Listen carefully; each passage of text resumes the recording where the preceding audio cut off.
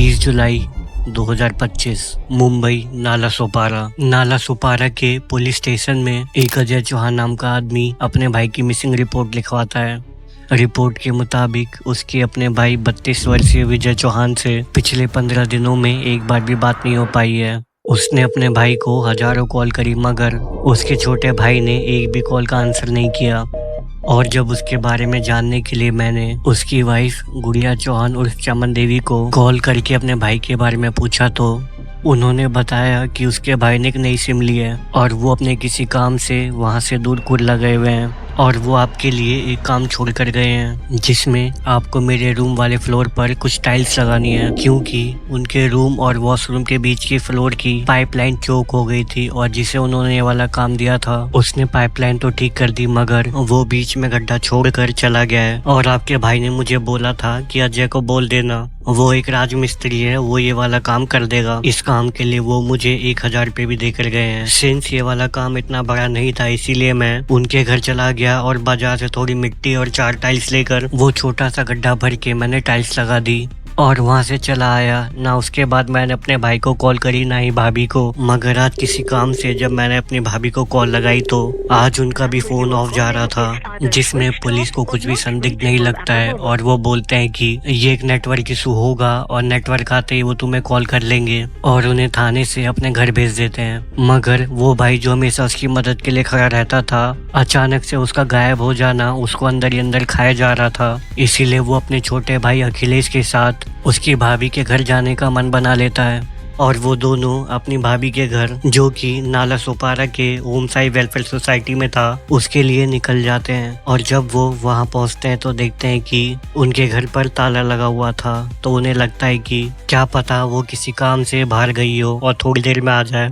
इसीलिए वो थोड़ी देर और वेट करने का मन बनाते हैं। मगर जब वो कई घंटों तक भी घर पर वापस नहीं आती तो उन्हें कुछ अजीब सी बेचैनी होने लगती है। उनकी घबराहट बहुत ज्यादा बढ़ गई थी, इसीलिए वो आस पड़ोस में उनके बारे में पूछने लगते हैं, जिस पर वो बताते हैं कि कई दिनों से उन्होंने भी उसके भाई को नहीं देखा, अगर कोई दिखती भी थी तो उसकी सिर्फ भाभी। और ये वाली बात सुनकर उनकी घबराहट और भी बढ़ जाती है, जिस पर अजय बोलता है कि जब वो लास्ट टाइम इस घर में आया था तब उसके भाभी की जो रूम की और टॉयलेट की जो पाइपलाइन है वो चोक हो गई थी, तो उस पर टाइल लगाने आया था और उस समय भी इसका भाई घर पर मौजूद नहीं था। मगर ये बात सुनकर जो उनके पड़ोसियों ने आगे बोला, उसे सुनकर इन दोनों के होश उड़ने वाले थे। उन्होंने बोला कि ऐसी कोई भी पाइपलाइन वहाँ नहीं है, यहाँ पर जितने भी घर हैं उनके सारे टॉयलेट डायरेक्ट हैं, यानी कोई भी पाइपलाइन मुड़ी हुई नहीं है। और ये बात सुनते ही उन दोनों के पसीने छूटने लग गए और उन्होंने रोते रोते बोला कि उन्हें उसके घर के ताले को तोड़कर अंदर देखना चाहिए। जिसके बाद वो बाकी पड़ोसियों के साथ रोते बिलखते अधमरी हालत में जब उनके कमरे में पहुँचते हैं तो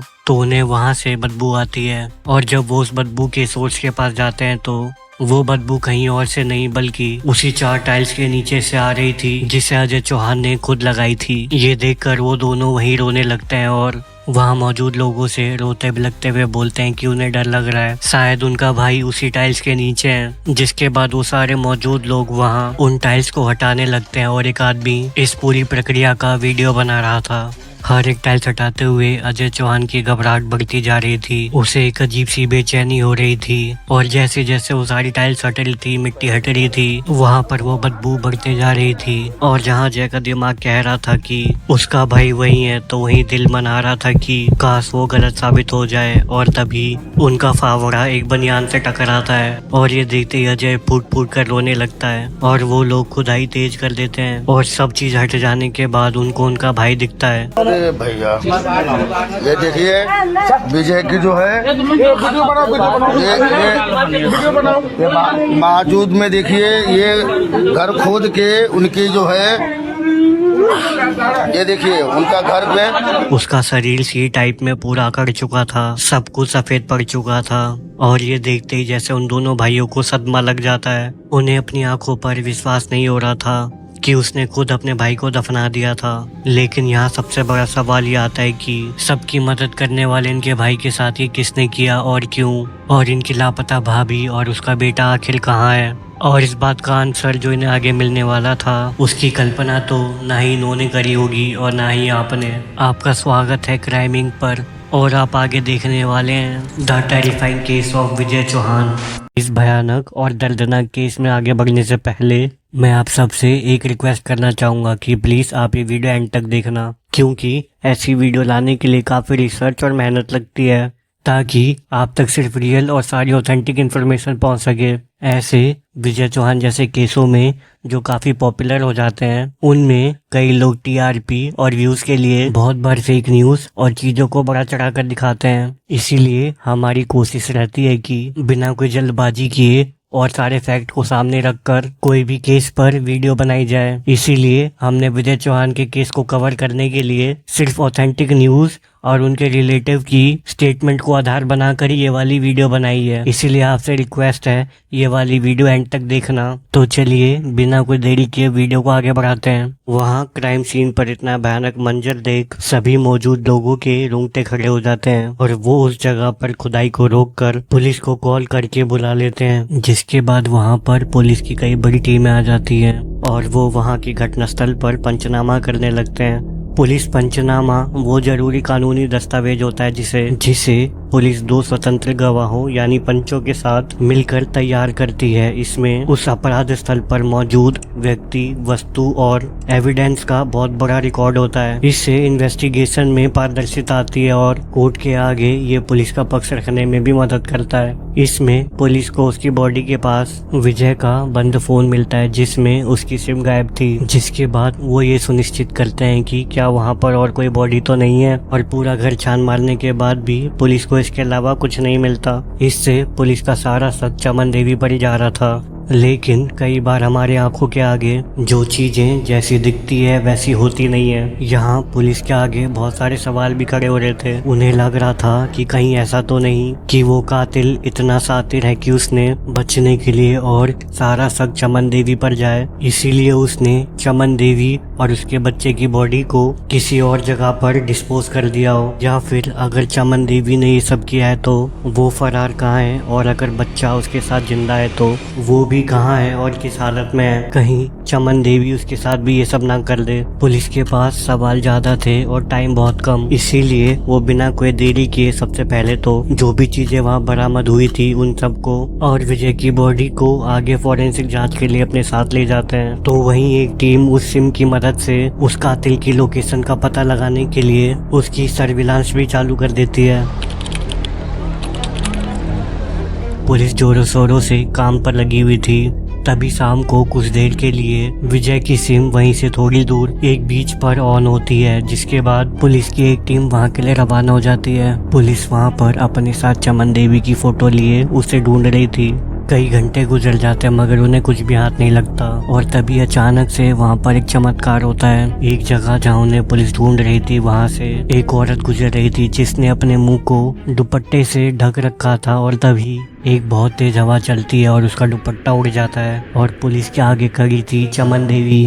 पुलिस ने बिना कोई देरी किए उसको हिरासत में ले लिया और उसका बच्चा कहाँ है उसे पूछने लग गए। तभी वो एक और शख्स के बारे में बताती है जो कि उसके साथ है, और वो था 20 साल का मोनू शर्मा।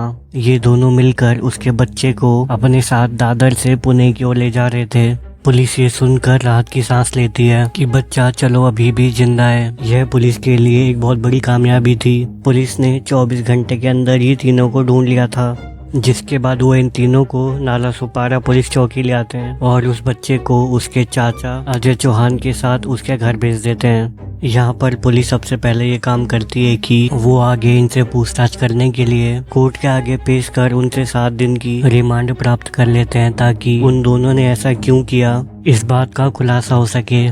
पुलिस को लग रहा था कि वो इनसे आसानी से सब पता लगा लेंगे, मगर ये दोनों पुलिस के लिए एक बहुत बड़ा सरदर्द बन जाते हैं। शुरुआत में तो दोनों बोलने के लिए तैयार ही नहीं थे, लेकिन फिर धीरे धीरे जब ये खोलने लगे तो उसे जानकर पुलिस तो हैरान हो ही गई। साथ में जब आप सब ये सारी चीजें सुनेंगे तो आपका विश्वास सिर्फ इंसानियत से नहीं बल्कि रिश्तों से भी उठ जाएगा। विजय चौहान और गुड़िया देवी की शादी 10 साल पहले यूपी में हुई थी। विजय मुंबई के नाला सुपारा में राजमिस्त्री का काम करा करता था। शादी के बाद भी चमन देवी यूपी में अपने सास के साथ ही रहती थी, तो वहीं विजय अपने दोनों भाइयों के साथ एक ही चौल में रहता था और वो दोनों भी विजय चौहान के साथ ही काम करा करते थे। एक बार जब विजय अपनी बीवी चमन देवी से यूपी मिलने गया था तो उसकी वाइफ ने उससे बोला था कि उसे भी उसके साथ मुंबई में ही रहना है, उसका उसके बगैर घर में मन नहीं लगता। क्या उसका अपने पति पर इतना भी हक नहीं बनता कि वो उसके साथ मुंबई में ही रहे? जिस पर विजय बोलता है कि ठीक है, अगर तुम्हें चलना है तो चल दो। और वो वहाँ अपने साथ रह रहे भाइयों से बोलता है कि उसकी वाइफ अब उसके साथ रहेगी, तो इसीलिए तुम दोनों भी अपने लिए रहने की एक नई जगह देख लो और कभी भी मेरी जरूरत पड़े तो मुझे बुला लेना, मैं तुम्हारी मदद करने आ जाऊंगा। जिसके बाद उसके भाई अलग रहने लगते हैं और फिर इन दोनों का एक बेटा भी होता है और इनकी लाइफ में और भी खुशियां बढ़ जाती है। विजय का लड़का हो गया था, इसीलिए वो अपने बच्चे और अपनी वाइफ को एक अच्छी लाइफ देने के लिए और मेहनत करने लगता है, जिसके कारण ना तो वो अपने बच्चे को टाइम दे पा रहा था, ना ही अपनी वाइफ को। इसीलिए चमन देवी अकेला फील करने लग गई थी। उसे लग रहा था कि विजय उसे बिल्कुल भी टाइम नहीं दे पा रहा है। और फिर कुछ दिनों बाद वहाँ पर इनकी चौल में मोनू शर्मा अपनी फैमिली के साथ रहने आता है। उसकी उम्र 20 साल थी और वो बीएससी की पढ़ाई कर रहा था। मोनू बचपन से ही पढ़ने में बहुत अच्छा था और हर बार अच्छे नंबर लाया करता था और मोनू काफी बात करने में मिलनसार भी था। वो चौल में सबसे बात करा करता था, खासकर चमन देवी से खूब बात करा करता था। वो उसे भाभी बोला करता था और दोनों काफी हंसी मजाक भी करा करते थे और देखते देखते इन दोनों की नजदीकियां बढ़ने लगती और इन दोनों को प्यार हो जाता है। चमन देवी शादीशुदा थी और उसे पता था कि वो गलत कर रही है, लेकिन फिर भी उसे इन सब चीजों से कोई फर्क नहीं पड़ रहा था। इन दोनों ने काफी ज्यादा मिलना जुलना भी बढ़ा लिया था। जब विजय चौहान काम से बाहर जाया करता था तब मोनू शर्मा चमन देवी से मिलने के लिए उसके कमरे में आ जाता था और ऐसे ही करते करते इन दोनों के बीच में शारीरिक संबंध भी बनने लग गए थे। ये बात विजय चौहान के बेटे को भी पता चल गई थी। वो अपने पापा के घर आते ही उसे सब बात बताता था कि मम्मी और मोनू शर्मा आपस में बातचीत करते हैं और ये बात उसे पसंद नहीं। ये बात इतनी बड़ी थी कि किसी भी पति को ये सब सुन के गुस्सा आना लाजमी है। इसीलिए वो गुस्से में मोनू शर्मा के पास जाता है और उसकी पिटाई कर देता है और बोलता है कि वो उसकी वाइफ से दूर है क्योंकि इसी में उसकी भलाई है। जिसके बाद वो चमन देवी को भी समझा देता है और उसे लगता है कि चमन देवी को ये वाली बात समझ में आ गई है, मगर इसके बाद भी उसने सारी मर्यादाओं को लांघते हुए मोनू शर्मा से मिलना और उसके साथ संबंध बनाना जारी रखा। ये सामाजिक तौर पर तो गलत है, लेकिन नैतिकता पर भी गलत है क्योंकि मोनू शर्मा उससे 8 साल छोटा था। लेकिन जब इंसान का दिमाग काम करना बंद कर दे और उसके ऊपर हवस हावी हो जाए तो वो मर्यादा लांघने में भी नहीं हिचकिचाता। दिन ब दिन लड़ाइयाँ बढ़ती जा रही थी और उन दोनों के बीच में मनमुटाव बढ़ गया था। इसीलिए चमन और मोनू ने विजय को अपने रास्ते से हटाने का सोच लिया था और यहाँ से वो भयानक इवेंट चालू होने वाले हैं जिसे कोई पत्थर दिल महिला ही अंजाम दे सकती है। 2 जुलाई 2025 विजय एक बार फिर से अपने घर से दूर मोनू को धमकाने चला जाता है और उन दोनों में काफी बहस हो जाती है। जिसके बाद जब ये वाली बात चमन देवी को पता चलती है तो वो इस बात पर श्योर हो जाते हैं कि अगर उसे मोनू के साथ अपना आगे का जीवन बिताना है तो उन्हें विजय नाम की दीवार को अपने रास्ते से हटाना ही पड़ेगा। साथ ही में चमन देवी को ये भी पता था कि विजय के अकाउंट में 7 से 11 लाख रुपए पड़े हुए हैं और अगर वो उसे अपने रास्ते से हटा दे तो वो दोनों इन पैसों से अपना घर भी बसा सकते हैं। उन्हें हर जगह से अपनी जीत ही दिख रही थी। विजय के द्वारा हुए मोनू के अपमान का बदला लेना और उन पैसों से अपना घर बसाने की लालच ने इनको इतना अंधा कर दिया था कि इनको सही क्या है और गलत क्या है दिखना ही बंद हो गया था। और फिर आया वो दिन 5 जुलाई 2025। पुलिस रिपोर्ट के मुताबिक चमन देवी ने विजय को पहले उसके खाने में बेहोशी की दवाई मिला के दी और बाद में उसे सफोकेट करके उसकी जान ले ली और फिर उसकी बॉडी को कपड़े में लपेटकर वहीं बेड पर अपने साथ रखा जब तक मोनू उसे दफनाने के लिए अपने साथ 2 मजदूरों को नहीं ले आया।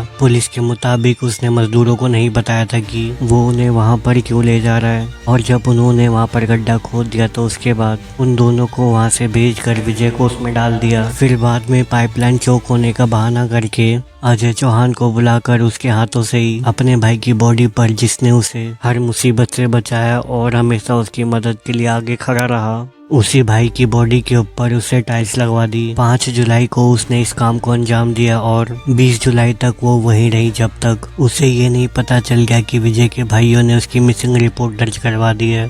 पूरे 15 दिनों तक वो ऐसे दिखाती रही जैसे कुछ हुआ ही नहीं है और वो हमेशा विजय के भाइयों को ये बोलती रही कि वो किसी काम से कुरला गए हुए हैं। उसने विजय के फोन से सिम इसलिए निकाली थी क्योंकि उसके बैंक अकाउंट में पैसे रखे हुए थे और वो उन्हीं पैसों को टाइम टू टाइम पैसे निकाल कर ये सारे काम कर रही थी। उन्हीं पैसों से उसने वो गड्ढा खुदवाया और वही पैसों को देकर विजय के भाइयों से टाइल्स लगवा दी। मगर जैसे हमारे बड़े बुजुर्ग कहते हैं कि लालच बुरी बला है, उसी लालच की वजह से ये पकड़ी गई। पुलिस को कोर्ट से इनकी 6 दिन की रिमांड मिली थी जिसमें दोनों से पुलिस सारी बातें निकलवाने की कोशिश कर रही थी, मगर बार बार ये दोनों एक दूसरे को बचाने की कोशिश कर रहे थे और एक दूसरे से अलग एकदम कॉन्ट्राडिक्टरी स्टेटमेंट दे रहे थे। जहां मोनू कह रहा था कि उसने खुद विजय के साथ ये सब किया, तो वहीं वो कह रही थी कि वो मोनू को जाने दे, जो भी किया है वो उसने खुद किया है और मोनू ने सिर्फ उसके घर में सिर्फ मजदूर भिजवाए थे। लेकिन पुलिस का मानना यह है कि जिसे पुलिस कल्प्रिट मान रही है, जिसने विजय के साथ किया है, वो और कोई नहीं, वो चमन ही है और मोनू ने उसकी बॉडी को ठिकाने लगाने में मदद करवाई थी क्योंकि मोनू काफी पतला दुबला था और वो अकेले विजय का सामना करके उसकी जान नहीं ले सकता था। यह केस अभी लंबा चलेगा क्योंकि 30 जुलाई 2025 को माननीय कोर्ट ने इनकी रिमांड 6 दिन की और बढ़ा दी थी। पुलिस अभी भी इस केस को और मजबूत करने के लिए सारे साक्ष्य को ढूंढ रही है ताकि ये केस और भी मजबूत हो सके और इन दोनों को कड़ी से कड़ी सजा मिल सके। इसमें पुलिस का और विजय चौहान के परिवार वालों के वकील का मानना है कि अभी ये वाला केस 1 साल तक और चल सकता है क्योंकि सबसे पहले पुलिस को कई साक्ष्य जुटाने पड़ेंगे, फिर वो कोर्ट में चार्जशीट दायर करेंगे, जिसके बाद इन दोनों का ट्रायल चालू होगा और उसमें सुनवाई होगी। जो भी चमन और मोनू ने विजय के साथ किया वो मात्र एक घटना नहीं है, बल्कि आने वाले समय में हमारे भारतीय समाज के लिए एक बहुत बड़े खतरे की घंटी है। आखिर क्यों चमन जैसे लोग अपने पति, अपने बच्चों और अपने परिवार के साथ ये सब करने से पहले एक बार भी नहीं सोचते कि उसका क्या अंजाम होगा। शायद इसका ये वाला कारण भी हो सकता है कि आजकल लोग सिर्फ अपने शारीरिक सुख और भोग विलास की चीजों को अपने परिवार से ऊपर रख रहे हैं। सोशल मीडिया, स्मार्टफोन और यहाँ तक कि कई इंडियन वेब सीरीज और मूवीज में एक्स्ट्रा मैरिटल अफेयर को काफी नॉर्मल दिखाया है और इसके उदाहरण आपको आपकी स्क्रीन पर भी दिख रहे होंगे। जहाँ सोशल मीडिया, मूवीज और वेब सीरीज को ऐसी चीजें और फिल्में बनानी चाहिए जिससे हमारे रिश्तों की पवित्रता और हमारे क्या उन पर दायित्व बनते हैं उसके बारे में हमें पता चले, तो वहीं इसका एक कारण हमारी कोर्ट और न्याय प्रक्रिया भी हो सकती है क्योंकि पहले तो ये केस इतने लंबे चलते हैं और दूसरा इतना लंबा चलने के बाद भी इनको कठोर से कठोर सजा नहीं मिलती, जिससे ऐसे लोगों का हौसला बढ़ता है। चमन देवी ने सिर्फ अपने पति को ही नहीं दफनाया बल्कि एक पति पत्नी के रिश्ते के विश्वास को भी दफना दिया था। तो वहीं मोनू जैसा लड़का जो पढ़ाई में इतना अच्छा था, उसने सिर्फ अपना करियर ही नहीं बल्कि विजय चौहान के बेटे का करियर और उसका परिवार बर्बाद कर दिया। आपका इस पर क्या कहना है प्लीज कमेंट में बताइए। हमारे चैनल को लाइक और सब्सक्राइब करके हमारा हौसला बढ़ाएं और अपना और अपने परिवार का ख्याल रखें। जल्दी ही मिलते हैं एक और नए केस के साथ। वीडियो एंड तक देखने के लिए धन्यवाद, साधुवाद और जय श्री राम।